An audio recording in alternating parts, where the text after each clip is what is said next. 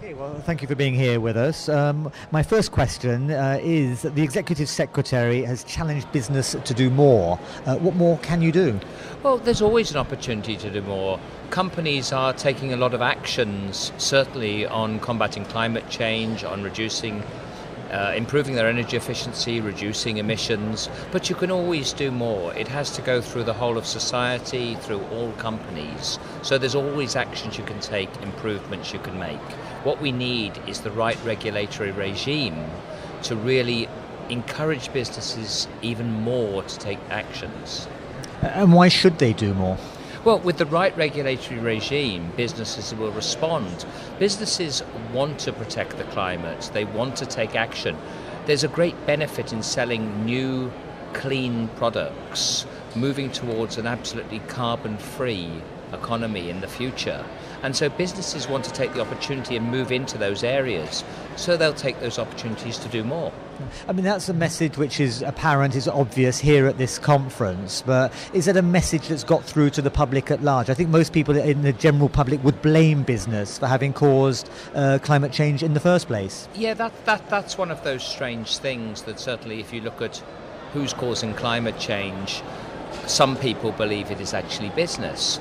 But really, business is trying to develop products that are actually improving society, but also reducing climate change. Just look at the chemical industry. The materials it produces actually saves about 2.5 times more carbon dioxide than is actually emitted when it makes those products. So it's a great advantage to society. Things like heavy-duty plastics, all of which are used by society, making cars, aircraft, trains. So businesses' products really help the fight against climate change. So what kind of conditions, what kind of measures would you like to see implemented here in Cancun and beyond? Predictable ones. Yes, right. We actually are looking for predictability. What we've got at the present moment is a system that basically is really, well, I think one of my colleagues used a term the other day, it's like an aircraft in a holding pattern. That's what this process really feels like.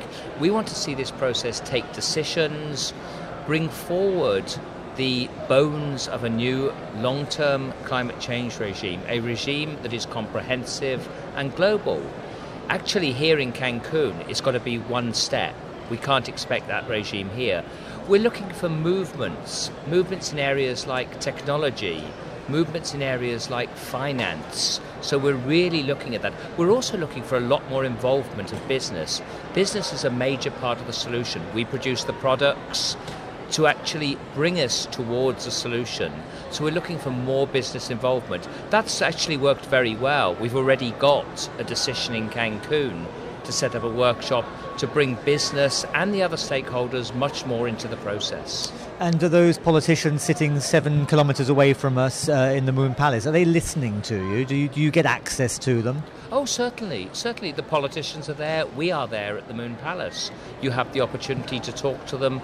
Normally one-to-one is much better. If you can get them one-to-one, you can really explain your point. Certainly in the big meetings, we don't see them. We might get an intervention of a minute or so.